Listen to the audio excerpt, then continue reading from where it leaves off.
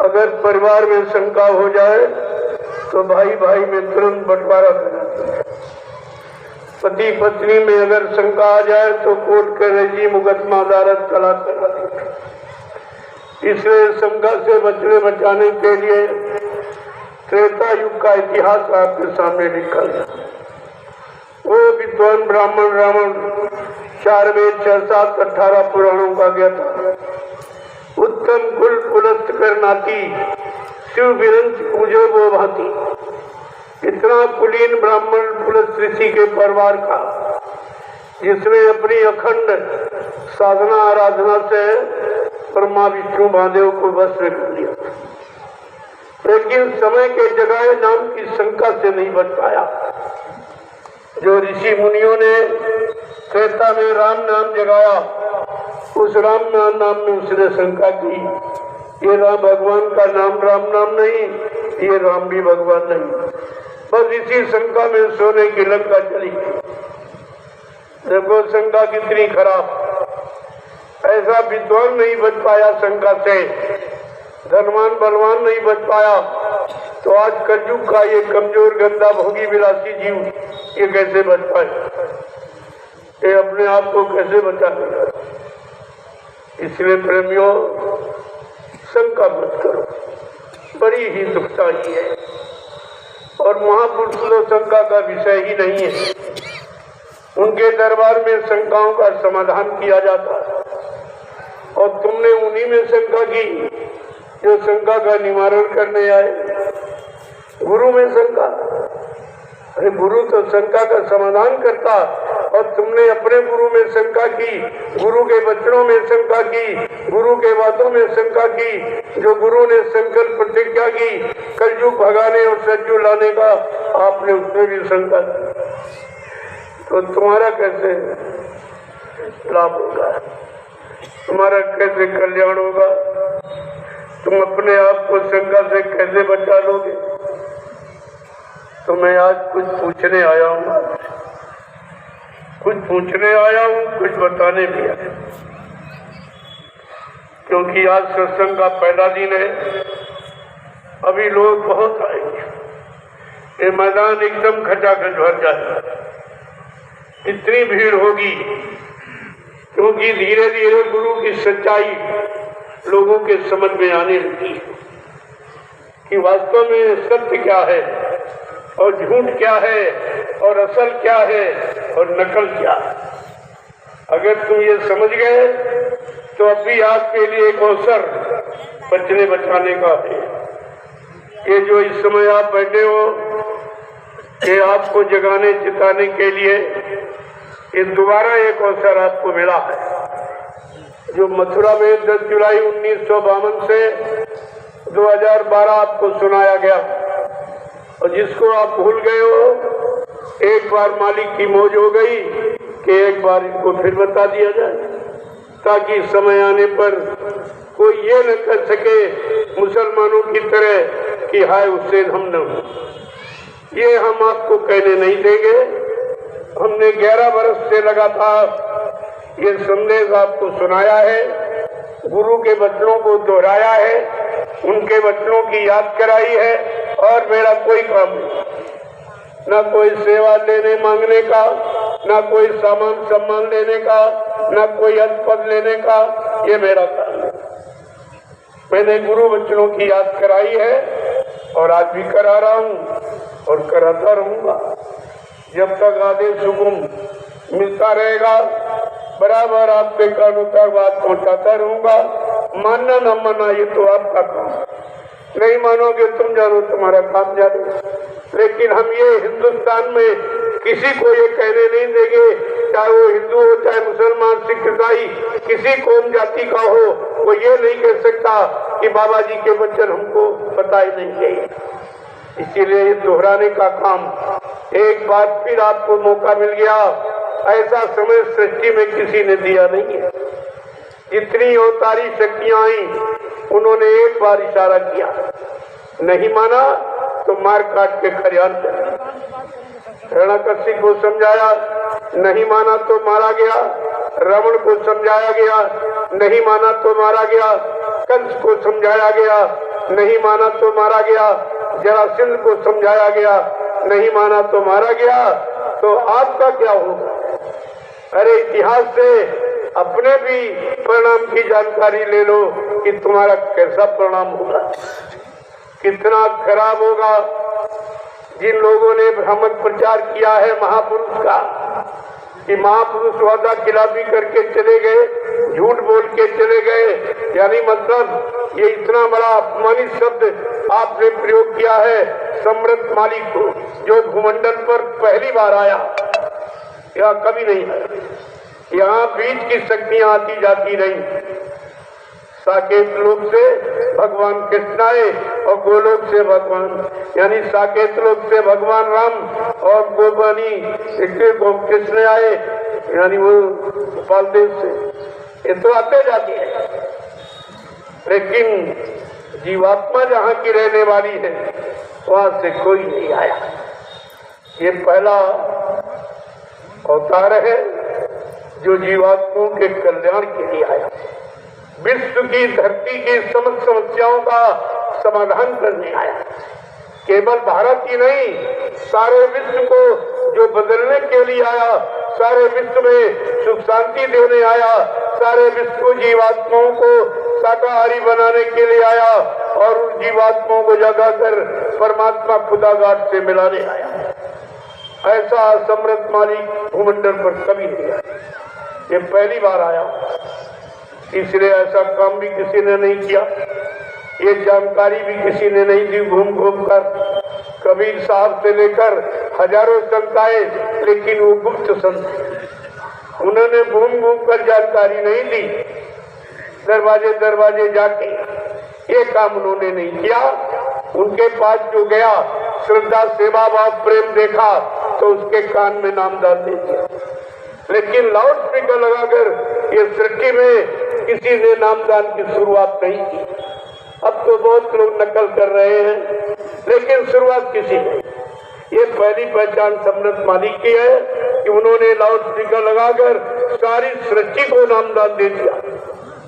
पेड़ पौधे, इनमें भी जीवात्मा, इनको भी नामदान मिल गया। जितने जीव है धरती पर सबको नामदान मिला। जो सारी सृष्टि के जीवों को मानव शरीर यानी देने का जिसने संकल्प प्रतिज्ञा की है, क्या ये कोई साधारण है? उसे आप इंसान समझते हो, उसे तुम बाबा समझते हो? तुम्हारी समझ में आज तक ये नहीं आया कि कैसा इंसान है कि भगवान का भगवान है। अगर ये बात समझ में आ जाती तो आज गुरु परिवार में शंका, संदेह, भूल भ्रम के बादल नहीं छाए। तो प्रेमियों, आज सत्संग का पहला दिन है, इसलिए मैं आपसे कुछ पूछने आया हूँ और कुछ बताने भी आया। पहले तो आपसे पूछूंगा, जिन शंकाओं में आप चले गए हो उस शंका का कारण क्या है? अज्ञानता, अज्ञानता, भूल भ्रम, ये क्या है?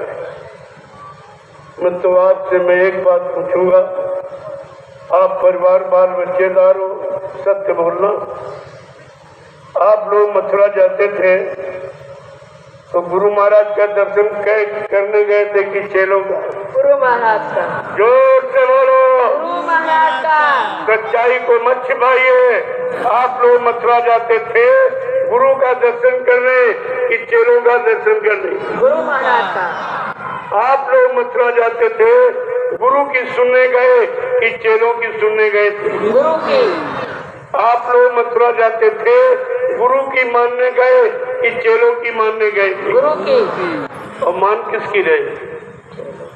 किसकी मान रहे भी तो सोचो। आप लोग मथुरा जाते थे गुरु भक्ति करने गए कि चेला भक्ति करने गए थे? और कर किसकी रहे? किसकी भक्ति कर रहे? चेलों की। चेलों का कहना, वो चेले जिन्होंने गुरु को नहीं बख्शा क्या तुमको बख्श देंगे? जिसने गुरु को नहीं पहचाना क्या तुमको गुरु की पहचान बता देगा? जो गुरु से हमेशा 24 घंटे साथ में रहकर जो लाभ नहीं ले पाया क्या गुरु के द्वारा मिलने वाला लाभ तुम्हें दिला देगा। इतनी बात तो आपको समझनी चाहिए। ये पहली गलती आपकी। दूसरी गलती आपने क्या की है, मैं आज तो भी पूछूंगा। आप लोगों ने नामदान गुरु महाराज से लिया या किसी चेले से लिया है? गुरु महाराज से। आप लोगों का हाथ गुरु महाराज ने पकड़ा या किसी चेले ने पकड़ा है? गुरु महाराज ने। आपकी जीवात्मा को जगाने का, परमात्मा से मिलाने का, निज धाम पहुँचाने का वादा ये गुरु महाराज का है या किसी चेले का है? गुरु महाराज का। फिर आप क्या कह रहे हैं? बड़ा आश्चर्य होता कि आप क्या करना था, क्या लागे करन, वो यही अचंभा भारी है। बड़ा आश्चर्य होता है कि गुरु दरबार किस काम के लिए गए और कहाँ जाके फंस गए। तुमने सुना कर जिस काल के जाल से गुरु ने निकाल कर सतपथ के रास्ते पर लाके खड़ा किया और नाम की कमाई का रास्ता जो जीवात्माओं को जाने का रास्ता है वो भी आपको बताया, लेकिन आपके पास कुछ नहीं, सब भूल गए। कुछ एक भी वचन गुरु का तुम्हारे पास नहीं। प्रेमियों कैसे बच पाओगे? तुम्हारे पास एक तो बचने का कोई साधन नहीं। समर्थ मालिक ने दया करके दिया तो आप उसको रख नहीं पाए, तो फिर तुम्हारा क्या होगा? क्या इस पर कभी विचार किया है?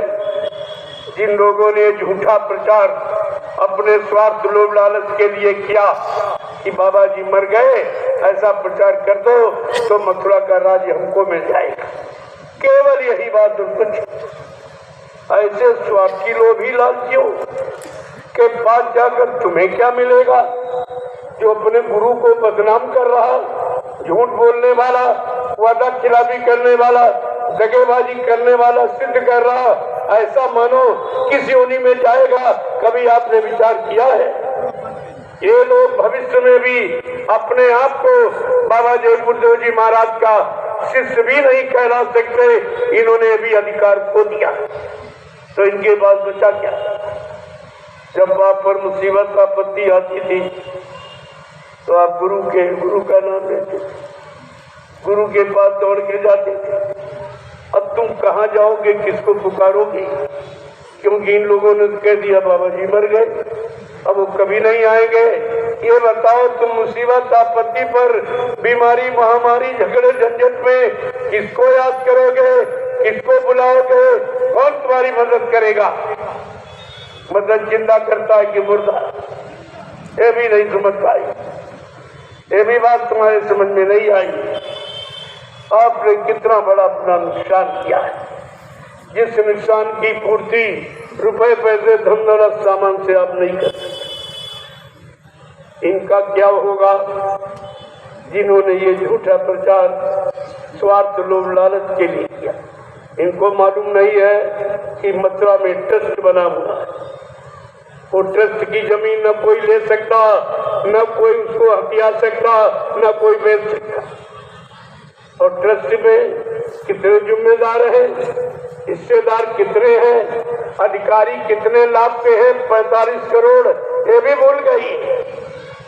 और एक वो ड्राइवर ऐलान कर रहा कि बाबा जी हमको उत्तराधिकारी बना दे, बाबा जी हमको वसीयत करके। फिर भी तुम्हारी आंखों में पट्टी बंधी है कि वो कह रहा कि बाबा जी हमको वसीयत करके, इसका मतलब मथुरा में और किसी का अधिकार है, सबका अधिकार उसने कलम कर दिया। और कैसे वसीयत कर गए, फिर किसी का कोई अधिकार नहीं।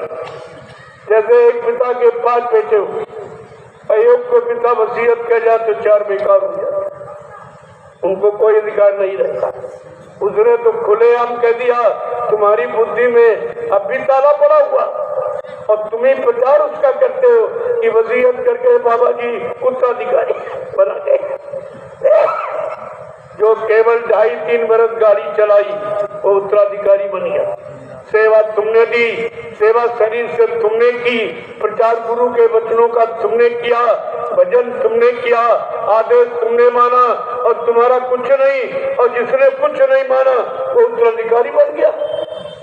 इसका मतलब आपने गुरु का संदेश नहीं सुना।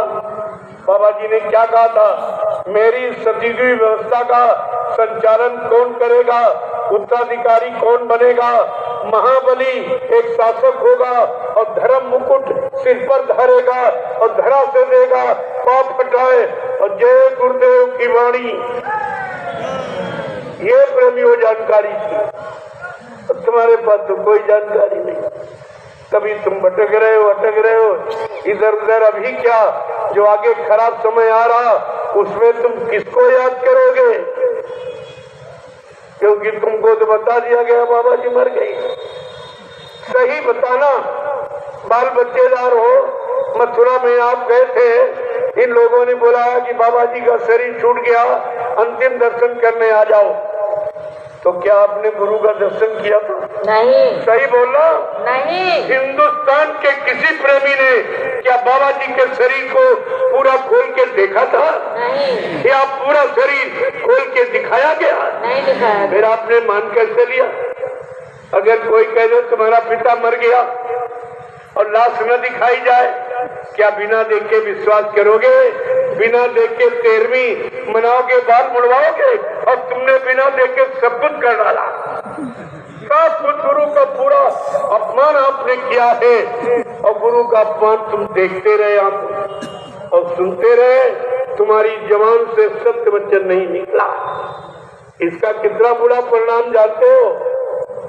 गुरु निंदा सुने जो काना, पाप लगे गौघास कमाना। जो गुरु की निंदा अपने कानों से सुनता है उसको गौ हत्या के बराबर पाप लगता है। ये पाप तुम सब ने कर डाला, इसकी सजा तुम सबको मिलेगी। ऐसा मत सोचिए। अभी तो ये बचने का उपाय आपके सामने ला के खड़ा कर दिया है। अभी आपके लिए मौका है।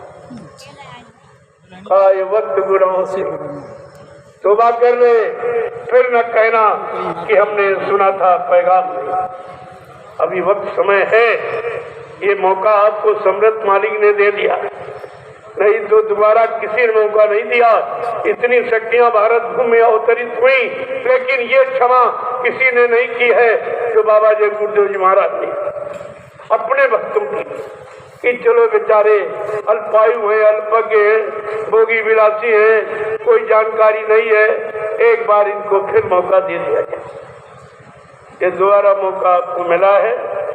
मैं 11 वर्ष से लगातार पूरे हिंदुस्तान में घूम घूम कर गुरु वचनों की याद कराता हूँ। न किसी से 2 पैसे सेवा मांगता हूँ, न कोई सामान सम्मान मांगता हूँ, याद कराता हूँ वचनों की, और कोई काम ये लेने देने वाला काम यहाँ नहीं। ये दरबार है, यहाँ से दिया जाता है, लिया नहीं जाता। दरबार और दुकान में अंतर है। जो दुकानें लगी हैं उनमें बगैर पैसे दिए सामान आपको नहीं मिलेगा, वो दुकानें नहीं। इसमें भी 2 दुकानें लगा दी, एक उज्जैन में, एक मथुरा में, और जाओ तो बगैर सेवा लिए तुमको वहां से आने नहीं। यहाँ कोई सेवा नहीं मांगी जाती। यहाँ स्वेच्छा से जो प्रेमी कहीं जा नहीं पाते, सत्संगों में, परमार्थी सेवा में कहीं जा नहीं पाते हैं, वो बेचारे कहते हमारी कुछ सेवा ले लो और अच्छे काम में लगा देना। मैं उसी एक छोटी सी सेवा से 3 आश्रमों का निर्माण मैंने कर दिया। जय गुरुदेव आध्यात्मिक आश्रम गुरुद्वारा सतगुरुधाम यानी नैमिषारण सीतापुर पहला आश्रम। दूसरा वहां से 20 किलोमीटर घनघोर जंगल में और गोमती नदी के किनारे जय गुरुदेव आध्यात्मिक ज्ञान आश्रम रामशाला मिश्रिक सीतापुर उत्तर प्रदेश। और तीसरा आश्रम वहीं से 10 किलोमीटर पर, सतगुरुधाम से 5 किलोमीटर पर जमुनिया ग्राम में, जिला हरदोई में दयाल आश्रम का निर्माण हो गया।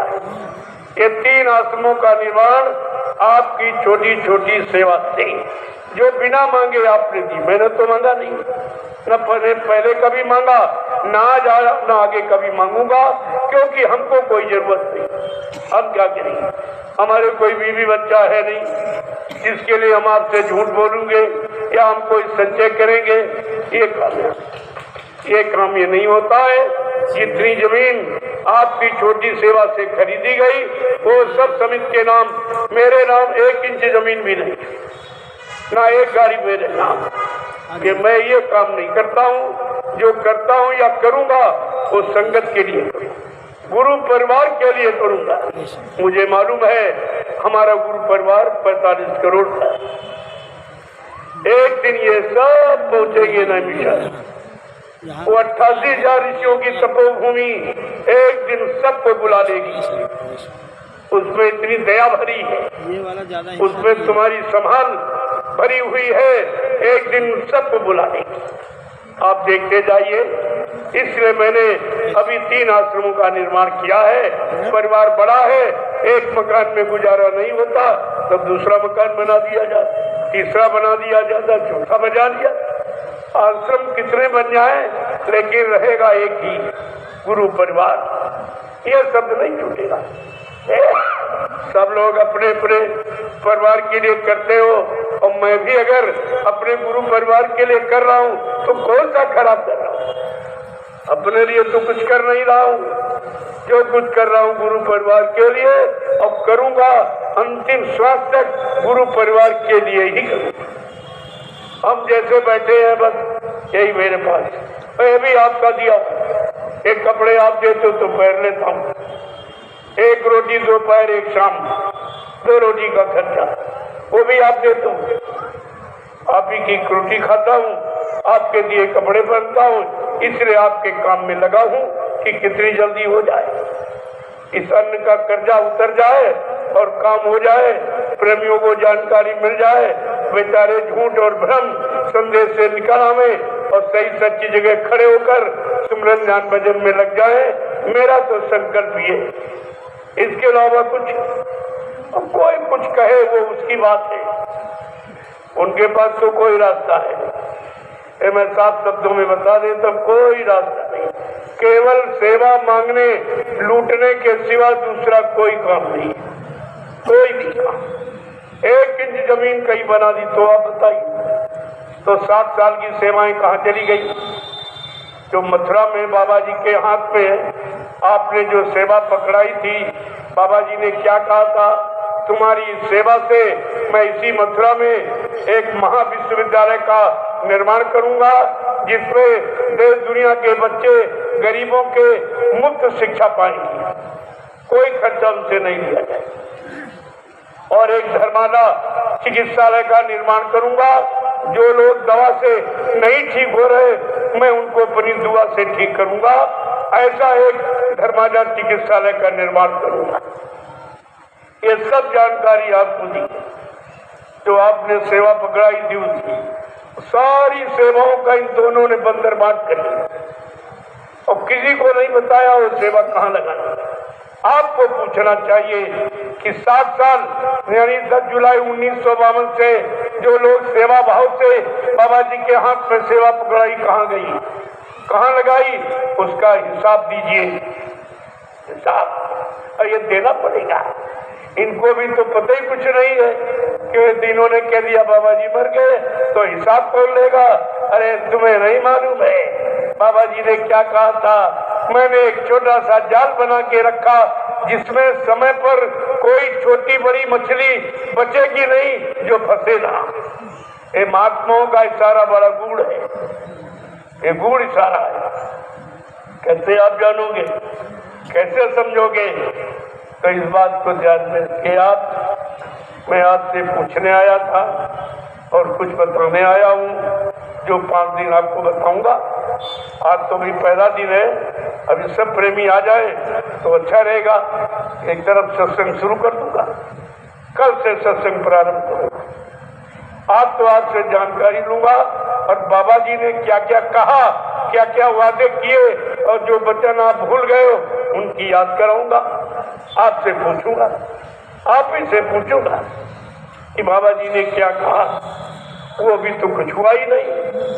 उन्होंने जो जो कहा उसकी शुरुआत नहीं हुई। इन लोभी लाचियों ने उनके जाने की शुरुआत कर। पहले इनको देखो, ये चेले कैसे, बाबा जी ने क्या कहा था? हम आए वही देश से जहां तुम्हारा धाम, तुम सबको घर पहुंचाना एक हमारा काम। जब ये काम की जानकारी आप सबको दे दी, क्या तुम्हारा ये काम हो गया? क्या तुम्हारी जीवात्मा सबकी जाग गई? क्या घर पहुंच गई है? जो कहते बाबा जी चले गए। जब पहुंचाने वाला चला गया तो इन जीवात्माओं को पहुंचाएगा कौन? ये भी आपको पूछना चाहिए। अगर ये पूछना शुरू कर दो प्रेमियों, 2 मिनट में सच्चाई का राज खुल जाएगा। क्या सत्य है, क्या झूठ, क्या असल है, क्या नकल है, ये सब जानकारी आपको मिलेगी। लेकिन जब गुरु के वचन तुमने बोला दिए तो तुम प्रश्न ही क्या करोगे? तुम्हारे पास प्रश्न भी करने के लिए आई नहीं, तुम क्या उनसे प्रश्न करो? लेकिन मैं तो आपको बता रहा हूँ सब, ये सब पूछिए आप, सब जानकारी तुमको। उन्होंने कहा तुम सबको घर पहुंचाना एक हमारा काम। जब गुरु कह रहा तुमको पहुंचाऊंगा और इन चेलों ने गुरु को पहले ही पहुंचा दिया, तो इनसे पूछो कि तुम कैसे चेले हो? क्या तुम्हारा गुरु झूठा था? क्या झूठ बोलने वाले को गुरु बनाया था? ये आप पूछिए। अगर आप पूछने लगो तो मैं आपसे सत्य कहता हूँ, 2 मिनट में सच्चाई का राज आपको मिल जाएगा। ये सत्य क्या है, ये जानकारी आपको रखनी चाहिए।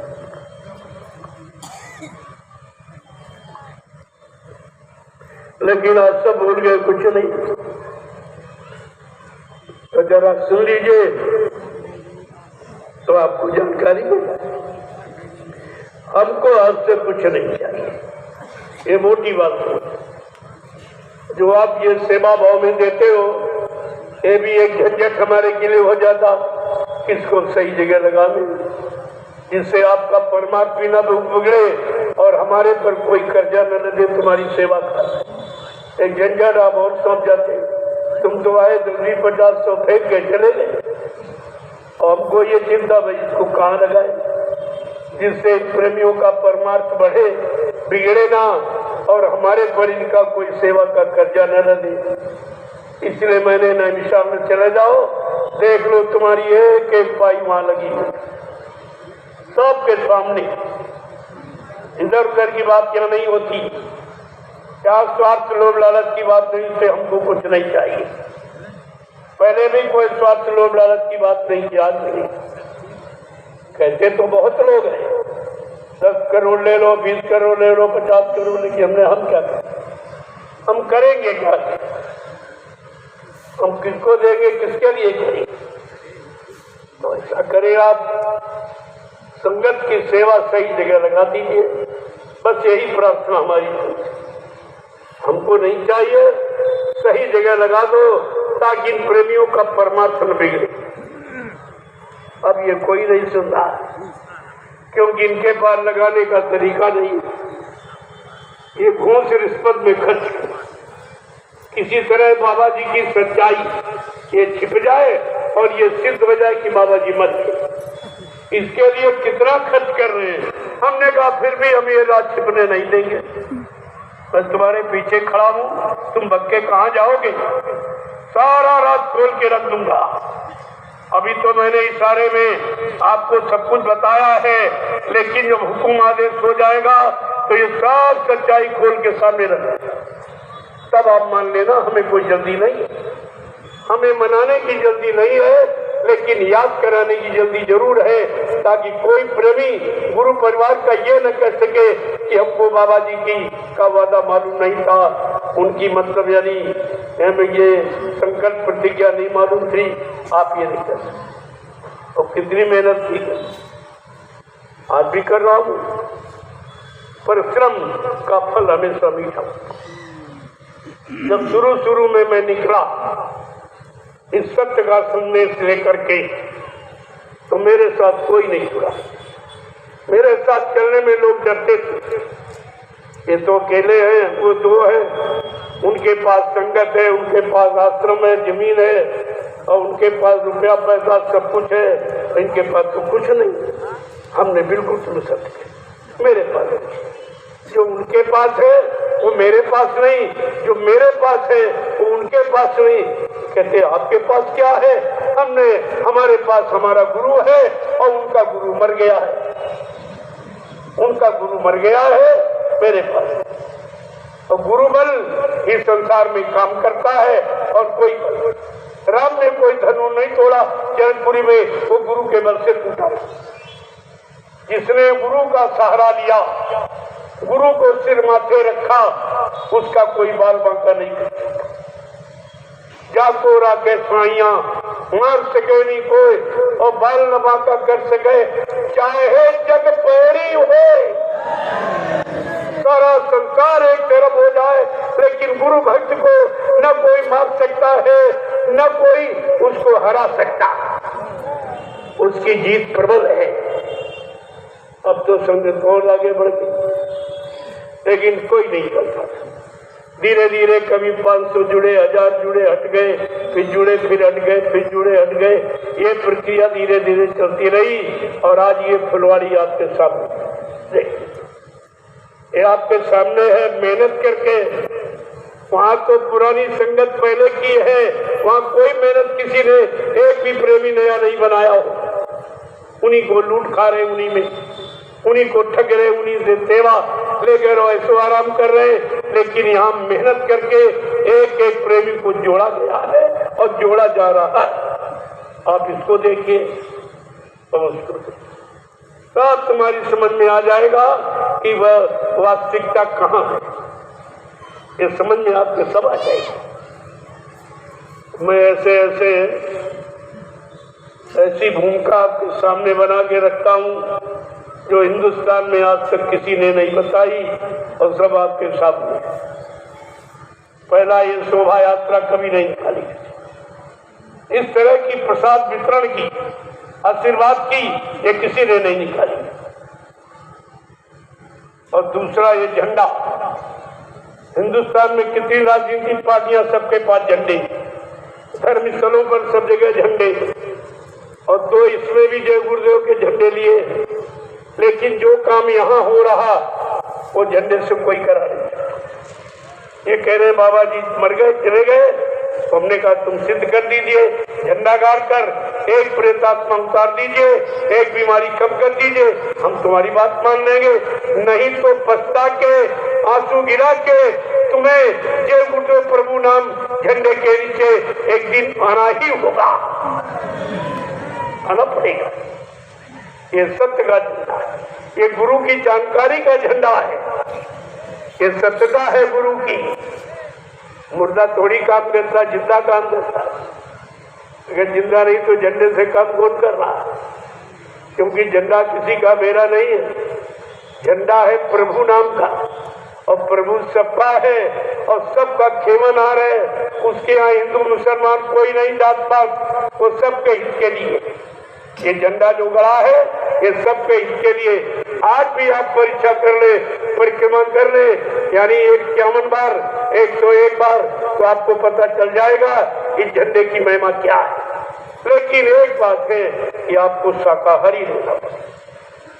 केवल एक परहेज है कि आप शाकाहारी, सबको ये दवा फायदा करेगी। परहेज नहीं करो कि भाई दवा की कोई गारंटी नहीं, भाई आपके सामने खड़ा हुआ कोई एक पैसा किसी से, ये लेने वाला दरबार नहीं, देने वाला। हिंदुस्तान में आज तक किसी ने प्रसाद बांटा नहीं, ये मेरा पहला काम। सारे हिंदुस्तान में प्रसाद बांटा और उसके बदले किसी से कुछ नहीं मांग रहा। पहला तो काम ये कोई नहीं, दूसरा ये झंडे वाला काम कोई नहीं, तीसरा ये शोभा यात्रा कोई नहीं निकाल सकता। यानी कितने कुंटल प्रसाद बंटता कोई गिनती नहीं है, ये काम कोई नहीं। और ये आध्यात्मिक संदेश ये भी कोई नहीं देता। और इसके बाद ग्रामवासियों को निमंत्रण और कन्या पूजन ये भी किसी ने किया ही नहीं आज तक धरती पर, वो भी काम आपके सामने। गिनते जाइए कितने काम, एक भी काम की कोई नकल नहीं कर सकता। पहले तो हमारी नकल करते थे, लेकिन अब वो भी इनके बस की बात है। और अभी आखिर में 15 सितंबर 2023 को मैंने पूरे हिंदुस्तान में घोषणा की, अगर आप सच्चे भारतवासी हो, अपने को भारतीय कहलाना चाहते हो, तो अपनी एक पहचान बना लो। हर देश में लोगों की पहनावे की पहचान, हर देश के भोजन की पहचान, हर देश की भाषा की पहचान। अरे तुम भी अपनी भारतीयता को कायम रखने के लिए, भारतीय संस्कृति को उजागर करने के लिए आपको अपनी पहचान बनानी होगी।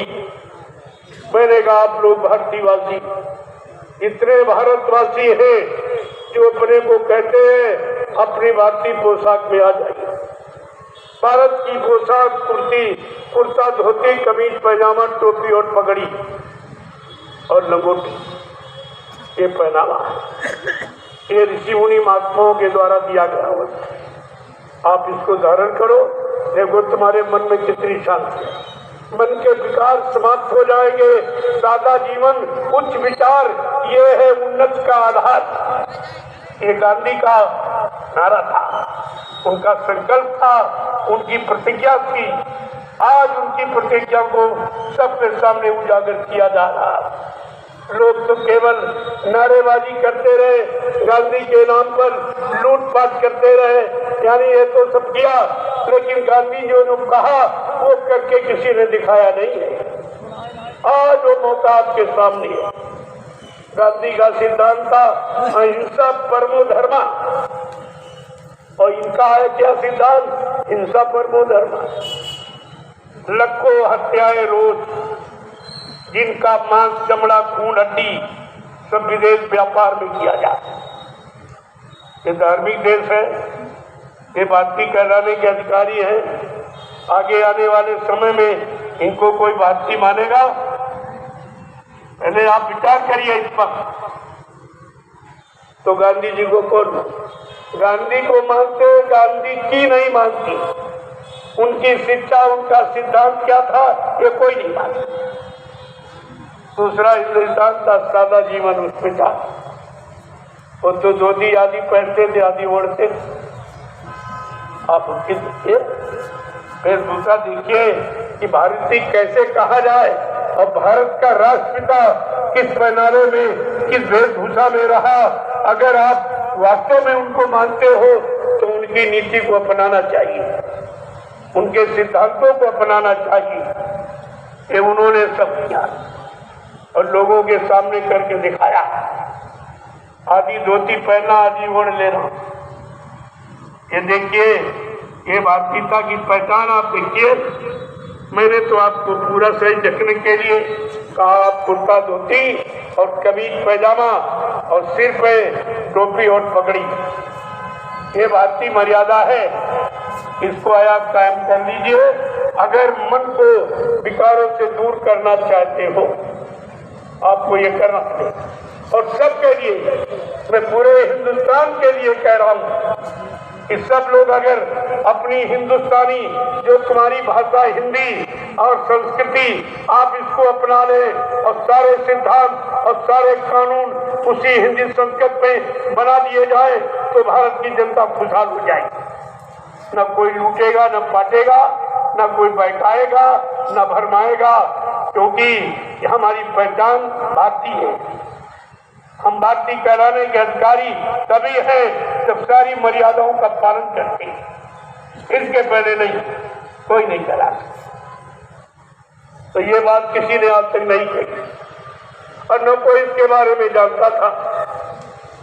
ये तो मैंने 15 सितंबर 2023 को बलिया और मऊ और आजमगढ़ के बॉर्डर पर जो मैंने अभी कार्यक्रम किया है, उसमें ये घोषणा की है कि सारे हिंदुस्तान के लोग अगर अपने आप को हिंदुस्तानी कहना चाहते हैं, भारतीय कहना चाहते हैं, तो भारतीय पोशाक और भारतीय खान पान, जिसको सादा है, जो मतलब सीजनल अनाज, सीजनल दालें, सीजनल सब्जियां, फल फूल मेवे, दूध मक्खन मलाई घी, ये हमारा भारतीय खान पान। इसको अगर अपना लो तो तुम्हारे यहाँ कोई बीमारी नहीं, कोई परेशानी नहीं, और सादगी वेशभूषा में आ जाओ, तुम्हारा मन खराब नहीं होगा। जो तुमको देखेगा उसके प्रति भी श्रद्धा के भाव जगेंगे। ये ऐसे नहीं हवा में बात कह दी गई, वो सोच समझ के कहा गया। और हमारी जो भाषा है, मातृभाषा हिंदी और देववाणी है हमारी संस्कृत। आगे के समय में हिंदी और संस्कृत में संविधान बनेगी। अभी इनको क्या बात पता है कि दूरदर्शी क्या क्या करेगी। आगे आने वाले समय में दूरदर्शी की व्यवस्था हिंदी और संस्कृत में भारतीय संविधान बनेगा, जिसको यानी मतलब खासकर हल चलाता होगा संविधान याद होगा। वो दोहा चौपाई चौथा और छंद में तैयार किया जाएगा। हर मानव को भारतीय संविधान याद होगा, ताकि कोई लूटपाट न कर सके, कोई बहका भरवा न सके। इस भाषा का प्रयोग और खान पान भेद दूसरा, इसी बात की तो जरूरत है। और आज तक ये किसी ने नहीं बताया। जितने बादशाह हुए उनको देखिए, कोई पैंट पतलून पहनता था। जरा उनकी राजा महाराजे बादशाहों की पोशाक देखिए आप क्या। तो इन्होंने तो नकल करना भी नहीं सीखा कि हमारे भारत भूमि का शासक कैसा होना चाहिए। अगर ये नकल कर लेते तब भी बहुत कुछ सुधार कर देते, लेकिन कुछ विदेशों का चक्कर लगाना, विदेशों में भारत का पैसा बर्बाद करना और विदेशी खान पान अपनाना, विदेशी वेशभूषा और देश के लोगों को यानी कुछ नहीं बताना और कुछ नहीं सिखाना, ये सब खत्म हो गया। सब खत्म हो गया। इससे सारा देश खत्म, अब कुछ नहीं बचा है। रोने की सिवा भारत के नागरिक के पास कुछ भी बाकी नहीं। अब रो रहा चिल्ला रहा, उसका भी कोई सुनने वाला नहीं, कोई सुनने वाला। इसलिए मैंने जो घोषणा की है वो समस्त भारतवासियों की, उसमें हिंदू मुसलमान सिख ईसाई का झगड़ा नहीं है। सब अगर अपनी भारतीय वेशभूषा में आ जाए तो फिर अरे मुसीबत किस बात की? मुसीबत तो इसी बात की है जो आपको ऋषि मुनि महात्माओं ने बताया, उसको आपने बुला दिया। वो यो भोगी, सारे देश भोगी, वहाँ पशुवत जीवन है, भोग के सिवा कुछ नहीं। ऐसे लोगों की आपने नकल किया। जो पहनावा पैंट पतलून का, वो तो ठंड प्रदेश है, वहाँ उसकी जरूरत है। वहाँ तो गर्म प्रदेश, तुम्हें क्या जरूरत? तरह तरह की बीमारियां पैदा कर दिया। एक खाज है, दाद है, खुजली है, ये है, वो है, लकवा मार गया, ये फालिश मार गया, सब क्या है? जब शरीर को शुद्ध वायु और प्रकाश नहीं मिलेगा तो ये कमजोर हो जाएगा, तरह तरह की जानलेवा बीमारियां तैयार हो जाएगी। ये वेशभूषा से हुआ, ये वेशभूषा। और शराब पीने वाले, मांस खाने वाले, व्यभिचार करने वाले, झूठ बोलने वाले, वादा खिलाफी करने वाले, चोरी डिगरी कत्ल करने वाले, उनकी दृष्टि इन नारियों के शरीर पर पड़ी, तो ये सब नंगे घूम रही। इनका वस्त्र देखिए जरा, तो ये भारत माता को लाज लग रही कि हमारी भूमि छाती पर जीने वाली ये महिलाएं क्या कर रही है। जहाँ सती सीता अनसुईया की कहानी सुनाई जा रही, आज कोई बनने को तैयार नहीं, कोई अपनाने को तैयार नहीं है। तो ये बताओ लाभ कैसे होगा? क्या तुम्हारे गर्भ से ध्रुव प्रहलाद पैदा होंगे कभी? कोई सूरवीर तुम्हारे गर्भ से जन्म लेगा? ये सब आपने जो किया है, ये नंगा नाच बंद कर दीजिए। अगर सच्चे सूरवीरों को पैदा करना चाहती हो और भक्तों को जन्म देना चाहती हो तो आप अपनी भारतीय वेशभूषा में आ जाइए। मैंने सबके लिए क्या, सबसे प्रार्थना कर रहा हूँ पूरे हिंदुस्तान से। अब माने न माने तुम्हारी बात, और मानना तो पड़ेगा। ऐसे नहीं मानोगे तो कुदरत बना दे। कुदरत है तैयार खड़ी, आगे मुसीबत बड़ी। शाकाहारी बन जाओगे, बीमारियों से बच जाओ। ये मोटा सिद्धांत है और आपको बनना पड़ेगा, ये सब आपको करना पड़ेगा। अगर सच्ची सुख शांति चाहते हो अपने आप को सुकून शांति में रखना चाहते हो, आपका पारिवारिक जीवन, सामाजिक जीवन, व्यवहारिक जीवन सब शांतिमय आ जाए, हो जाए, बन जाए, तो ये आपको अपनाना पड़ेगा। बगैर सिद्धांत के कोई काम सुचारू रूप से नहीं होता और उस काम को करने में शांति सुकून नहीं मिलती अगर तुम्हारा कोई अच्छा सिद्धांत नहीं। प्रेमी ये सब समझिए। जय गुरुदेव, जय गुरुदेव, जय गुरुदेव, जय गुरुदेव। नाम किसका? प्रभु का। जय गुरुदेव। नाम किसका? प्रभु का। जय गुरुदेव। नाम किसका? प्रभु का। प्रभु का प्यारा नाम। जय गुरुदेव। दूर दराज से आए हुए समस्त संगीत प्रेमी जनों, आसपास के ग्रामीण वासियों, धर्म प्रेमियों, ये बड़े सौभाग्य का समय है जहाँ लोग अच्छे गंदे खान पान के बीच, गंदी संग सोबत के बीच, गंदे कर्मों के बीच फंसे पड़े हैं। वहां पर ये सत्य की चर्चा हो रही, बिल्कुल अनोखी। अगर आप भाग्यशाली नहीं तो क्या है, ये सुनने को नहीं मिलेगी, ये मोल भी नहीं। जो आपको बताया जा रहा है ये किताबों में वो नहीं मिलेगा। ये तो आपके लिए, आपको बचने बचाने के लिए, आपको सच्चा इंसान बनाने के लिए ये संकल्प प्रतिज्ञा की गई और ये सब आपके सामने करके दिखा दिया। ऐसा नहीं जो कहा जा रहा है ये सब भूल भ्रम, ऐसा नहीं, सब होगा। अगर नहीं होगा तो क्यों कहा? जो होगा उसी को कहा जाएगा, जो होने वाला नहीं हम उसको क्यों कहेंगे? हमें कोई आज से कुछ चाह तो है नहीं कि कोई पैसा मिल जाए, कोई सामान सम्मान, इसकी तो इच्छा नहीं। चाह गई चिंता मिटी, मनुआ बेपरवाह, जिनको कछु न चाहिए वो सहन के साथ, वो बादशाहों के बादशाह। इसलिए मैं आपको ये बताना चाहता हूँ, इस महापुरुष के बारे में आपने कितनी बड़ी भूल की है, मैं उनके वचनों को आपके सामने रखना चाहता हूँ कि बाबा जी ने क्या क्या कहा और वो भी कुछ हुआ नहीं और तुम सब भूल गए।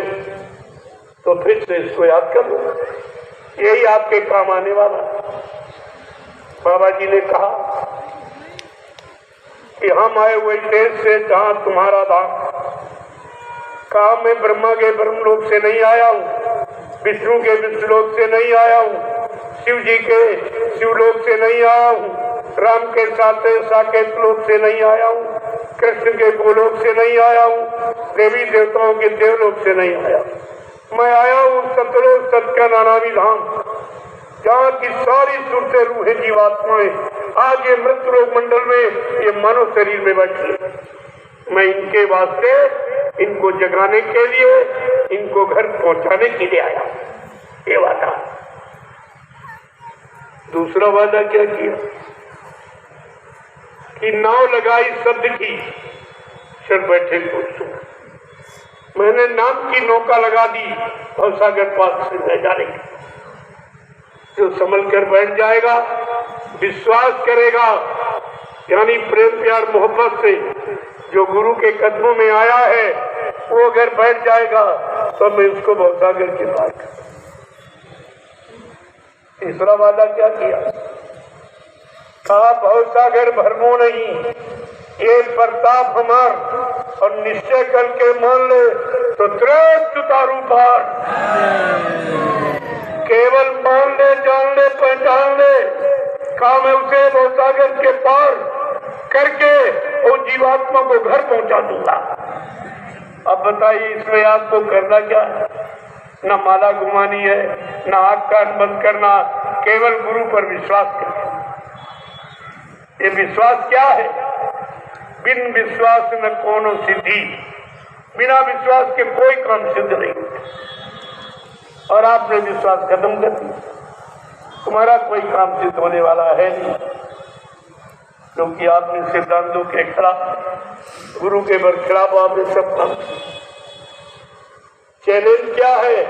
इस भवसागर में भ्रम मत करना कि तुम्हारे लिए कोई दूसरा आएगा, ऐसे नहीं, केवल मेरे पर भरोसा कर, मुझ पर विश्वास कर और मेरे इस भवसागर पार ले जाने वाले नाम नौका पर पहुंच जा, मैं तुझको तेरे घर पहुंचा दूंगा। प्रेमियों, ऐसा वादा सृष्टि में किसी ने नहीं, और वो तुम्हारी जीवात्मा के लाभ के लिए, और फिर भी तुम नहीं समझ पाए। अरे लिखा तो ये हित अनित पशु जाना, मानव तन गुण ज्ञान निधाना, कि हित अनित पशु भी जानता तो मनुष्य होकर अपना हित नहीं समझ पाए। कौन मेरा हित करेगा, कौन मेरा भला करेगा, कौन मेरा कल्याण करेगा, कौन मेरा उद्धार करेगा, तुम तो अभी नहीं समझ पाए। आपकी समझ में कुछ नहीं आए। अब ये बोल भरम के ठोकरे खा रहे हैं, क्या करें? और क्या कहा बच्चा, मैं परिवर्तन करने आया हूँ, परिवर्तन करके ही जाऊंगा। कोई माई का और हमें इस परिवर्तन से न रोक सकता है, न मेरा काम कोई कर सकता है। ये भी आपकी समझ में नहीं आया। इतना बड़ा चैलेंज सृष्टि में किसने किया कि मेरा एक काम कज्जू भगाने का, सज्जू लाने का ना कोई इंसानी शकल कर सकती, और हमको इस काम से कोई रोक नहीं सकता। ये दोनों तरफ का चैलेंज आपकी समझ में कुछ भी नहीं आया कि हमारा गुरु कितना महान, कितना शक्तिमान है, जो इतना बड़ा चैलेंज सृष्टि में कर रहा है। आपकी समझ में तो कुछ आया? बाबा जी ने और क्या कहा, जरा सुन लीजिए, तुम्हारी अकल के ताले खुल जाए, ताले खुल जाए, जो भूल भ्रम के ताले लगाए हो वो सब खत्म हो जाए। दूसरा वादा क्या किया? कहा बच्चा, मैं कलयुग का इतिहास बनाने आया हूँ, ऐसा इतिहास बनाऊंगा जो भूते न भविष्यते, सतयुग से द्वापर के लोग अपने अपने युग का इतिहास पढ़ना भूल जाएंगे। मैं इसी भारत भूमि पर ऐसा चमत्कार करके दिखाऊंगा जिसको हिंदुस्तानी नहीं, सारा विश्व नमस्कार करेगा। देखिए कैसी भूमिका का, मेरी दूरदर्शी भूमिका के आगे ये सारा विश्व नतमस्तक हो जाएगा। ऐसे कानून सबके हित के, कोई पक्षपात, कोई जात पात का भेदभाव, कोई छोटे बड़े गरीब अमीर का, कोई सिर्फ उसका हिंदू मुसलमान का, कोई भेद नहीं, सबके लिए समान नीति, समान कानून। ये बात आपको सोच, जब आपको नामदान दिया तब भी आपसे वादा किया, वो भी आप भूल गए।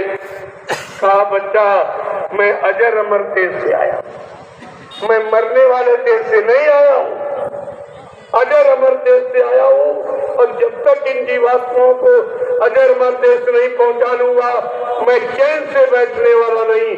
जब तक मेरा एक भी जीव यहाँ रहेगा, मैं बराबर मौजूद रहूंगा। जब मेरे जगह सारे जीव चले जाएंगे, मैं पीछे से जाऊंगा।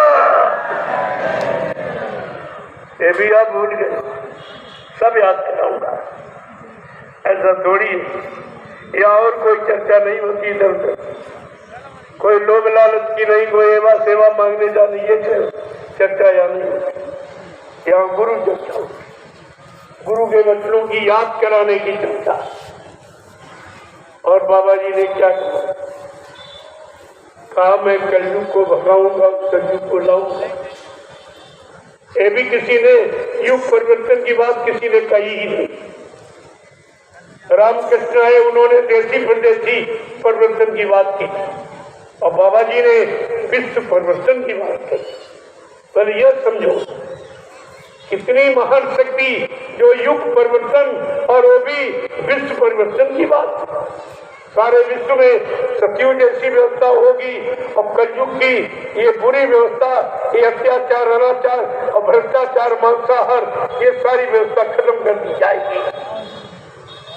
कितना बड़ा चैलेंज है, कितनी बड़ी भूमिका है, पहले आप समझ, तब तुम्हारी समझ में गुरु वचन आएंगे। इससे नहीं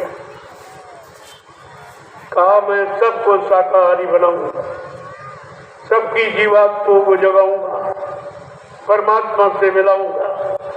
अगर ये काम करके न दिखा दूं तो इस बाबा को बाबा मत कहना। ये कितनी बड़ी सच्चाई गुरु है। और तो सब भूल गए, तुम्हारे पास गुरु का एक भी वचन नहीं। बाबा जी की सारी मेहनत 60 साल की तुमने पानी में फेर दी और अपना भी समय आपने खराब किया।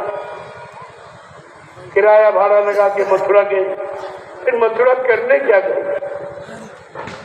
न सत्संग वचन याद है, न गुरु के वचन याद है, न गुरु का वादा याद है। याद तो तुम याद फिर क्या है? फिर तुम्हारा मथुरा जाने का मतलब क्या? इस बात को आपको बहुत समझदारी के साथ, बाबा जी ने तो पहले भी कहा था कि बच्चा आगे भविष्य में ऐसी भूमिका व्यवस्था बना के खड़ी करूंगा, फिर कुछ दिनों के लिए मैं तुम्हारे से दूर चला जाऊंगा, तुम इतनी जल्दी मुझे पहचान नहीं सकोगे। मैं अपने वादों की जानकारी दूंगा और सारे वादों को करके दिखाऊंगा। ये सब आपके साथ नहीं। कहा मैं ऐसा एक गैर फंसा दूंगा, आगे भविष्य में नाजुक स्थिति बना के एक ऐसा गैर फंसा दूंगा जिसको किसी कोई निकाल नहीं पाएगा और टूट जाएगा और बड़े बड़े यानी इसमें मगरमच्छ फंस जाएंगे, बड़े बड़े मगरमच्छ। एक सारा देखिए महापुरुष कितना रहस्यमय, बड़े बड़े जो अध्यक्ष मंत्री सबको देखिए। और वो जबकि ये कानून खत्म कर दिया गया, 2010 में बाबा जी ने एक आदेश पारित किया था कि बच्चा मेरे यहाँ न कोई अध्यक्ष बनेगा न कोई मंत्री। जितने मैंने व्यवस्था बनाई सबको निरस्त कर रहा हूँ, सारे बच्चों को निरस्त कर रहा हूँ। न कोई अध्यक्ष, न कोई मंत्री, न बच्चा प्रवक्ता। सब लोग सेवादार बनो, भजनानंदी बनो। परिवर्तन सेवादारों से, भजनानंदियों से होगा, अध्यक्ष मंत्रियों से, वक्ताओं से, नेताओं से। धार्मिक धारा न कभी परिवर्तन हुआ और न कभी होगा। इस बात को आप बेगांठ में बांध लें। 4 अप्रैल 2005 को जब इन लोगों ने श्लोक भोजन में देना शुरू किया था, उसी समय बाबा जी ने एक आदेश पारित किया था। कहा था कि बच्चा मैंने हिंदुस्तान में किसी को भी नामदान देने का न कोई आदेश दिया, न हमारी कोई ऐसी मौज है। 2011 में इसी आदेश को फिर दोहराया कि मैंने हिंदुस्तान में किसी को भी नामदान देने का अधिकार नहीं दिया, क्योंकि अभी नामदान देने के काबिल कोई नहीं है। नामदान कौन देगा? जो अपनी जीवात्मा को जगा देगा, परमात्मा से मिला देगा और जीवों के 7 जन्म आगे 7 जन्म पीछे पाप कर्मों को जो धोना और मिटाना जानता है, वो जीवों को नामदान देगा। ये वचन कहाँ चले गए? ये वादे कहाँ चले? ये आदेश कहाँ चला गया? ये तो विचार आपको रखना ही चाहिए। ये सब जब देखा ये अपनी आदतों से बाज नहीं आ रहे, सारी छूट इनको दी गई, रुपए पैसे खाने पीने की, फिर भी नहीं चले, फिर भी ये मूड नहीं जागे, तो बाबा जी को कहना पड़ा। जो 40 लोग आश्रम में रहते, कहा बच्चा तुमने यहाँ जो अन्न खाया है वो लाखों लोगों का है, और न तुमने कोई सेवा की, न सेवा दी, न भजन किया। अब तुम सब लोग घर जाओ, भजन करो। तुम्हारा आश्रम पर रहना ठीक। कोई नहीं गया। बाबा जी ने फिर दोहराया, अरे भाई एक VIP गाड़ी ले लो, 10-10 लाख रुपए ले लो, तुम लोग घर जाओ भजन करो। तुम्हारा आश्रम पर रहना भविष्य के लिए ठीक नहीं होगा। कोई नहीं माना, बल्कि गुरु को आदेश देने लगे। पहले देखिए चेलों को, गुरु को आदेश दे रहे, इतने सालों से तुम्हारे साथ रह रहे, हम अब कहाँ जाए, ऐसा करे आप भी कहीं जगह ढूंढ लीजिए। तो बाबा जी ने कहा ठीक है भाई, अगर तुम नहीं जाओ तो मैं ही चल जाऊँ। बस उसी को तोड़ मरोड़ कर कि बाबा जी ने तो कहा था मैं चला जाऊंगा। उसका अर्थ देखिए, अर्थ का है कि उन्होंने कहा तब जब समुद्र से चला जाऊंगा। कहा तुम अगर इस आदेश को नहीं मानोगे तो मैं ही चला जाऊंगा। मनमानी कर लो भाई, कितनी करोगे। बात तो सही है, ये बात कोई नहीं बताएगा बिल्कुल, क्योंकि सब बंधे हुए, सब बिके हुए, सब कमीशन एजेंटी कर रहे हैं। इसी तो इनको आने में हमारे पास शर्म लगती है कि हम कैसे जाएं, क्योंकि वो सब जानते हैं, सब भेद खोलते एक एक का। तुमने इतना लिया, तुमने इतना लूटा, तुमने इतना लूटा। अरे समय आने दो, सब तुम्हारे सामने खुल के आ जाएगा। अभी तो मैं इनको भी मौका दे रहा हूं। आप गुरु परिवार के सदस्य हो, कोई दूसरे नहीं हो। गुरु परिवार का व्यक्ति कहीं नाराज होकर चला जाए या भूल भ्रम शंका में हट जाए तो क्या वो परिवार का नहीं होता? मैं तो सबको गुरु परिवार का मानता हूँ। मेरे पास कोई किसी के प्रति कोई ऐसा भाव नहीं है। सबको अधिकार है परमात्मा से मिलने का और सबको गुरु की भक्ति करने का अधिकार है। लेकिन जब आप गुरु भक्ति भूल गए और चेला भक्ति में चले गए तो एक बार आपको फिर याद कराया जाए कि गुरु पार करेगा कि चेला पार करेगा। गोस्वामी महाराज ने रामचरित में लिख करके बताया कि कलयुग का जीव अपने गुरु में कहीं शंका न कर बैठे। क्या लिखा कि गुरु बिन भवनिधि इतर न कोई और जो बिरंची शंकर समूह होई। ब्रह्मा विष्णु महादेव के समान कोई धनवान बलवान बुद्धिमान कीर्तिमान क्यों न बन जाए, लेकिन ये भवसागर बगैर समय के सदगुरु के कोई पार नहीं जा सकता। और वो गुरु जिसके पास नाम नौका, बगैर नाम नौका के तो पार नहीं जाएगा। और बाबा जी ने कहा भी था, मैंने जय गुरुदेव नाम का इतना बड़ा जहाज लेके आया हूँ, अगर सारा विश्व मेरे जय गुरुदेव नाम जहाज पर सवार हो जाए तो बच्चा मेरे जहाज का एक कोना ही भरेगा।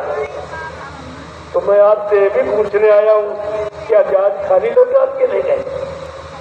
जो आप कहते मर गए चले गए, क्या जहाज खाली चला? फिर जहाज लगाने लाने का मतलब क्या? फिर ये गुहार लगाने क्या मतलब? आओ आओ बैठो बैठो, चलो चलो चलो बड़े घर चलो, जल्दी चलो, देर मत करो, बैठ जाओ नाम रूपी नौका पर, विश्वास करके मैं तुमको तेरे घर पहुंचा दूं। ये क्यों कहा गया? ये सब आपको ध्यान में रखना चाहिए। लेकिन आप तो सब भूल गए, कुछ भी याद नहीं आता। अगर याद होता तो आपकी ये हालत थी। अभी तो मैं केवल इशारा कर रहा हूं। जो दोनों ने झूठा प्रचार कर दिया स्वार्थ लोभ लालच के। एक वो ड्राइवर, अरे तुम पढ़े लिखे हो, किसी ट्रस्ट का, किसी संस्था का, समिति संगठन का बैराज पढ़िए आप, उसमें क्या लिखा है कि ड्राइवर संस्था का व्यक्ति नहीं होता, ड्राइवर प्राइवेट नौकर होता जो हर महीने तनख्वाह लेता, और संस्था के व्यक्ति सेवादार होते, कोई तनख्वाह नहीं। ये पहली पहचान है और यही आप बोलते। दूसरी बात, अगर संस्था में कोई गुजर जाए, शरीर छोड़ दे या कहीं चला जाए या इस्तीफा दे दे, तो दोबारा संस्था को भंग करके पुनः चुनाव किया जाता। जब इन लोगों ने प्रचार किया कि बाबा जी मर गए और जय गुरुदेव धर्म प्रचार संस्था मथुरा भारत ट्रस्ट के अध्यक्ष बाबा जी। जब अध्यक्ष खत्म हो जाता है तो संस्था भंग कर दी जाती है, दोबारा चुनाव किया जाता है। ना संस्था भंग की, ना चुनाव किया गया और ना किसी से पूछा गया। जो ट्रस्ट के लोग थे उपाध्यक्ष, पहली बात तो आप सब लोग जानते हो कि अध्यक्ष के बाद उपाध्यक्ष का नंबर उसको अधिकार मिलना चाहिए, और उपाध्यक्ष बैठा रहा और कहीं कुछ कोई अधिकार उसको नहीं। न ट्रस्ट के किसी व्यक्ति से पूछा गया, और हिंदुस्तान में 45 करोड़ चेला बाबा जी के न इनसे पूछा गया कि ट्रस्ट का अध्यक्ष किसको बनाया जाए। उस समय के शासन ने अपने नाती रिश्तेदारी समझकर और उस ड्राइवर को गद्दी पर जबरदस्ती बैठा दिया। आपको भी कहना चाहिए कि संस्था हम लोगों की है। क्या हम लोगों में कोई पढ़ा लिखा नहीं है? क्या हमारे ट्रस्ट में और लोग इतने हैं? क्या उनमें से किसी को नहीं बनाया जा सकता था? इस प्राइवेट आदमी को कैसे बना दिया गया जो केवल 2.5 साल बाबा जी की गाड़ी चलाई? ना ये सत्संगी, ना नामदानी है, ना शाकाहारी है, ना संस्था का मेंबर है, न इसने कभी सेवा की, न 2 पैसे सेवा दी। ऐसे को गद्दी का अधिकारी बना दिया जाए, ये कौन सी बात? न तुमने कहा और न किसी ने किया। आप भी दोषी। वो अकेला तुम 45 करोड़ करते क्या रहे? क्या तुम्हारी बुद्धि ने काम नहीं किया कि ट्रस्ट का मतलब क्या है, ट्रस्ट का बायलाज क्या बना, उसमें यानी कोई रोल ड्राइवर का होता है? कम से कम आपको सोचना चाहिए। फिर मैंने लोगों से पूछा, अरे भाई ये पूछो कि मतलब जो कह रहा बाबा जी उनको वसीयत कर गए, उत्तराधिकारी बना गए, ये कब किया, किसके सामने? ट्रस्ट के सामने किया गया कि प्रेमियों के से पूछ के किया गया? केवल उस समय के प्रशासन शासन ने अपने रिश्तेदारी नातेदार समझकर उस शराबी ड्राइवर को गुरु की गद्दी पर बैठा। ये सबसे बड़ा गुरु का अपमान हुआ। सबसे बड़ा गुरु का अपमान, गुरु की गद्दी का अपमान, गुरु की संगत का अपमान, गुरु के नाम का अपमान। ये छोटी मोटी घटना नहीं, ये बहुत बड़ी घटना, और तुम सब लोग इसके दोषी हो। एक व्यक्ति बैठ गया, तुम क्या करते रहे? तुम रोक भी नहीं पाए, पूछ भी नहीं पाए कि भाई तुम्हारा कहां से अधिकार है। ये टाट बोरा वाले, इनको तो चिल्लू पानी में डूब के मर जाना चाहिए कि बाबा जी ने तुमको अपना सजुगी सिपाही बनाया। और सब बोल रहे, सब उस शराबी का जोड़ा पकड़े घूम रहे भी, इनके भी समझ में कुछ नहीं आ रहा। ये तुम्हारा टाट बोरा किसका, किस काम का? इस समृद्ध मालिक ने ये फकीरी भेद धारण कराया और तुमने उसके बारे में कुछ नहीं कहा और सुनते रहे गुरु का अपमान। ये तो बहुत बड़ा दोष है, इसकी सजा आपको मिलेगी। ऐसा मत सोचिए, ये कुछ माफ होने वाला नहीं है। बाबा जी ने ये भी कहा कि राम को परिवर्तन में यानी 14 बरस लग गई और कृष्ण को 18 दिन लग गए, लेकिन बच्चा कलयुग के परिवर्तन में हमको 18 मिनट भी नहीं लगेगी, 18 मिनट भी नहीं, जबकि कलयुग सबसे ज्यादा खराब, एकदम पाप में सृष्टि हो गई। लेकिन मालिक कितना समर्थ है जो कह रहा मैं कलयुग की गंदी व्यवस्था को बदलने में मुझे 18 मिनट भी नहीं लगेंगे, मेरे पास ऐसी भूमिका है। आपको ये समझना चाहिए, अपने गुरु की मर्यादा को ध्यान में रखना। आपने तो सब कुछ खत्म। और मैंने ये भी कहा, ये बताओ बाबा जी मथुरा में सब लोग जानते, आश्रम मथुरा में पूरा विश्व जानता, जमीन मथुरा में, जो कुछ सब मथुरा में। तो क्या बाबा जी वसीयत करने इजाजत है? क्या मथुरा में कोर्ट नहीं था? ये पूछा जाएगा आज से, मैं इसलिए जानकारी दे रहा हूँ, आपसे ये पूछा जाएगा कि बाबा जी मथुरा में, आश्रम मथुरा में, मंदिर मथुरा में, जमीन मथुरा में, तो क्या बाबा जी वसीयत करने की इटावा गए थे? क्योंकि वसीयत तो झूठी इटावा की बता रहा है। इसका पिता वकील था, उसने झूठी वसीयत बना के और कोरोना में वो भी चला गया, बम चला। कोई बचा नहीं है जिसने ये शुरुआत की। बाबा जी शरीर छोड़ के चले गए और वो सब यानी मौत के घाट उतर गए। एक बचा है, वो भी सांसें भर रहा। ये मथुरा अपने आप खाली हो जाएगी, आपको कुछ नहीं करना। अपनी सत्य की यानी जगह खड़े रहो, सुमरन ध्यान भजन में लगे रहो, गुरु बच्चों को याद करते रहो। ये सब तुम्हारे सामने होकर गुजर जाए, आप देखते जाए। प्रेमियों, ये सब ध्यान रखना चाहिए। जय गुरुदेव। मैंने लोगों से एक बात और पूछी कि भारत का राजा प्रधानमंत्री, क्या प्रधानमंत्री की गद्दी पर प्रधानमंत्री का ड्राइवर बैठ सकता? अरे जोर से बोलो। क्या प्रधानमंत्री की गद्दी पर प्रधानमंत्री का ड्राइवर बैठ सकता है? बैठने दिया जाएगा? अगर बैठ जाएगा, गद्दी की मर्यादा रहेगी या चली जाएगी? चली जाएगी। और आपने क्या किया? समृद्ध गुरु की गद्दी पर ड्राइवर, वो भी शराबी, न कभी माला पकड़ी, न कभी नाम डाल लिया, न कुछ सुमरन जाम से कुछ। तो आपको तो सोचना चाहिए। अरे तुम्हारे यहाँ प्रमाण है, आज भी गुरु नानक की गद्दी पर किसी को सिखों ने बैठने नहीं दिया। का ये गद्दी उसकी है जो जीवात्मा को जगाएगा, परमात्मा से मिलाएगा। ऐसे समृद्ध गुरु की गद्दी है और आज भी गुरु को रखा गया है, उसी को मान्यता दी जा रही। लेकिन किसी इंसान को सिखों ने बैठने नहीं दिया।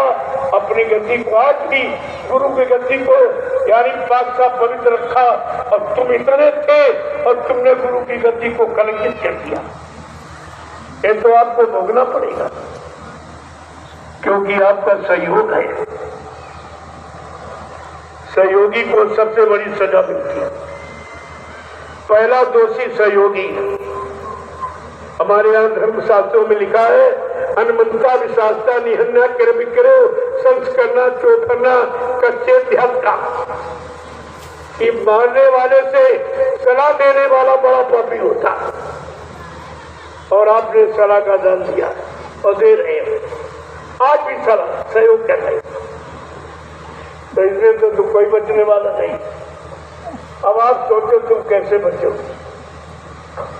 इसलिए सत्संग तो आपको कल सुनाऊंगा, आज आपसे पूछा है और आपको बताया।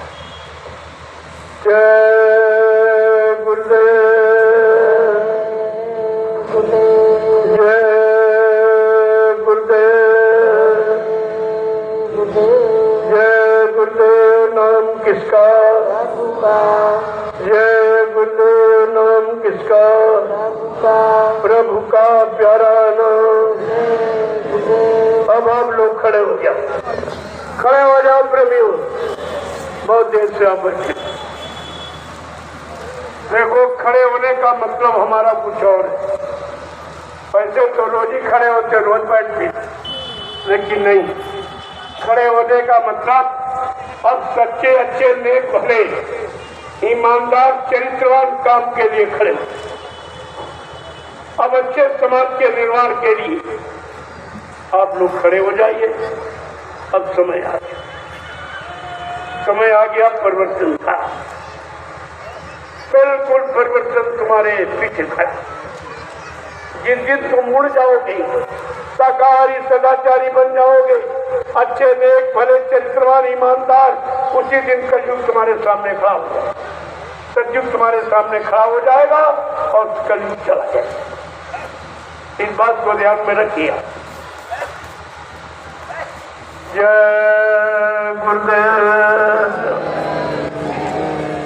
कल आप सबको सूचना दे दो कि कल से सत्संग प्रारंभ हो। सब लोग आइए सुनिए जो आपने कभी नहीं सुना। अगर कभी सुना होगा पुराने प्रेमी तो मथुरा तो दरबार में, इसके अलावा कहीं। और अब तो वहां भी कोई कहने वाला नहीं। जब उन्होंने कह दिया बाबा जी मर गए तो तुम करने क्या जाते कि मथुरा में किसका दर्शन करने का, किसकी मानने सुनने जाते हो, कौन सी भक्ति करने जाते हो? इतनी भी बुद्धि तुम्हारे में नहीं रही। जब साफ साफ कह दिया बाबा जी मर गए चले गए, फिर उनके पीछे आप क्यों जाते? क्या मतलब? जिसने तुम्हारे गुरु को कह दिया मर गया वो तो दुश्मन हो। ये मर जाना सब किसके लिए प्रयोग होता? अपने दुश्मन के लिए। कि तुम्हारा बाप मर जाए, तुम्हारा भाई मर जाए, तुम्हारा बेटा मर जाए, तुम्हारा पति मर जाए। और जिसने तुम्हारे गुरु को कह दिया मर गए चले गए, उसी को अपना साथी सहयोगी बनाया है। तुम्हारी बुद्धि ने कोई काम नहीं किया। जय गुरुदेव, जय गुरुदेव, जय गुरुदेव, जय गुरुदेव। नाम किसका? जय गुरुदेव। नाम किसका? प्रभु का प्यारा नाम। जोर से बोलो, सब मिल बोलो, बोलना होगा अभी से बोलो। दुख दर्द हरेंगे, सब कष्ट मिटेंगे, सुख शांति भी देंगे। सबके दाता, सबके मालिक, प्रेम से बोले। ये नाम नहीं इंसान का, ये काम नहीं इंसान का। ये नाम क्या कह रहा है? अब कलयुग में इंसानों के बस का कोई नाम, चाहे राजनीति हो चाहे धर्म नीति हो, ये काम किसी के बस का नहीं है।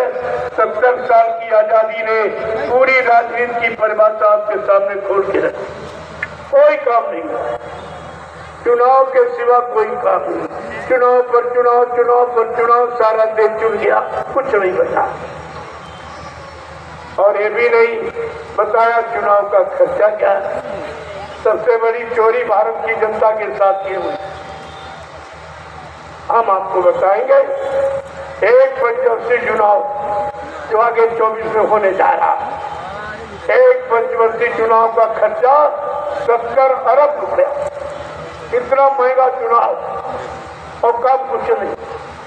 70 साल तो कलयुग में एक जीवन है।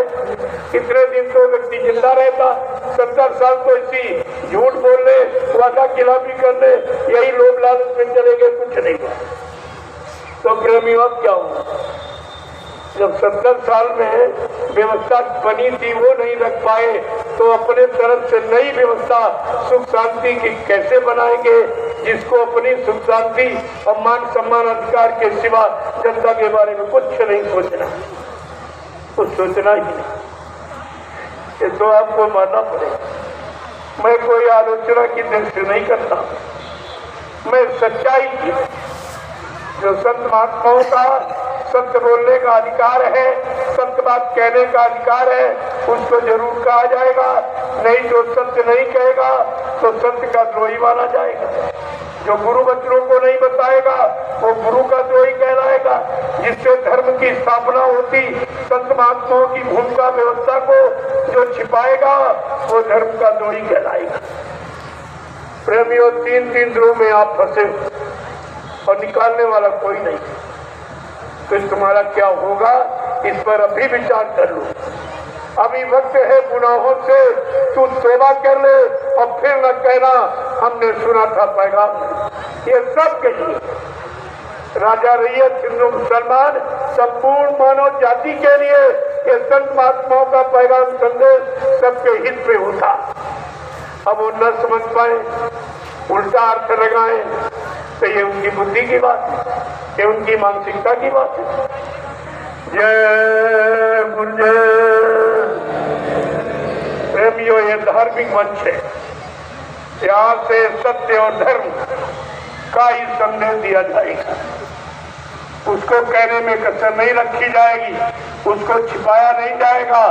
भारत की जनता से उसको चोरी नहीं सिखाई जाएगी, चोरी नहीं की जाएगी, सब बताया जाएगा।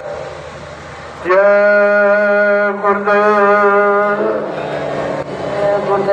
अब आप लोग लाइन से खड़े हो जाओ, मैं सबसे मिलना चाहता हूँ। आपकी इच्छा, क्योंकि कुटी में इतनी जगह नहीं है कि बुला के आपसे मिल लेता, और इतने लोगों से एक बार की मिला भी नहीं जा सकता। लेकिन मैंने एक व्यवस्था बना दी है, एक लाइन में महिला, एक में पुरुष। अभी 1 घंटे में मिले लेता हूँ आपसे। जब आपने बैठकर 2 घंटे संदेश सुना है तो 1 घंटे मिले लेता हूँ। जल्दी किस बात की? भाई ये चीज कहीं मिलेगी नहीं, आप कोई नहीं बताएगा। जय गुरुदेव। सतयुग को लाएंगे, विश्व में शांति को लाएंगे, जन जन में प्रेम को लाएंगे। इन 3 सूत्रों को याद रखना। ये 3 सूत्र पूरा करना किसी के बस की बात नहीं। यही तो लोगों के सामने एक समस्या है। मैं कोई न कोई नई घोषणा करता ही देखूंगा, तब ऐसी बात आपके सामने रखूंगा। और वो बात जो हिंदुस्तान में किसी ने कही नहीं, किसी की मन बुद्धि वहां तक अभी नहीं पहुंची कि भारत देश में खुशहाली क्यों नहीं, शांति क्यों नहीं है, ये सम्मान लोगों का करना ये क्यों भूल गए हैं, सच्चाई, ईमानदारी ये सब क्यों खत्म हो गई, ये सब बताना चाहूंगा, सब आपको बताएंगे। जय गुरुदेव। देखो ये प्रसाद भी लाया हूँ आपको बता, ये इलायची दाना राम दाना ये प्रसाद है, ये लड्डू वड्डू प्रसाद नहीं है। वो तो जो प्रेमी दूसरे की सेवा ले आते, कई लोगों ने कहा हमारी सेवा पहुंचा देना, तो उनको दे देता हूँ, ये तो अपने बच्चों को दे दी। बाकी असली प्रसाद ये, प्रसाद में झगड़ा मत किया करो। असली प्रसाद ये रामदाना, ये बरसों रखे रहो, कभी खराब नहीं होगा। लड्डू तो 4 दिन में खराब हो जाए, तो प्रसाद कभी खराब होता है।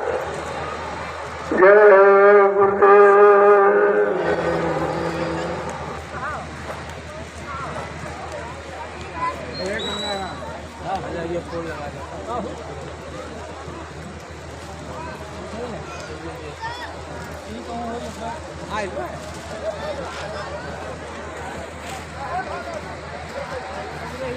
लाइन लग गए, लाइन लग गए वो वहाँ तक।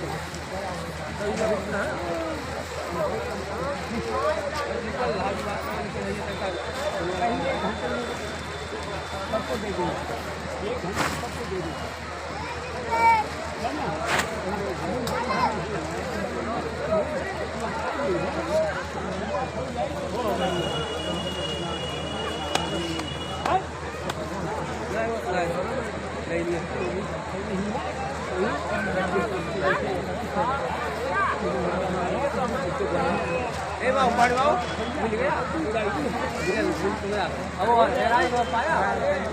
अभी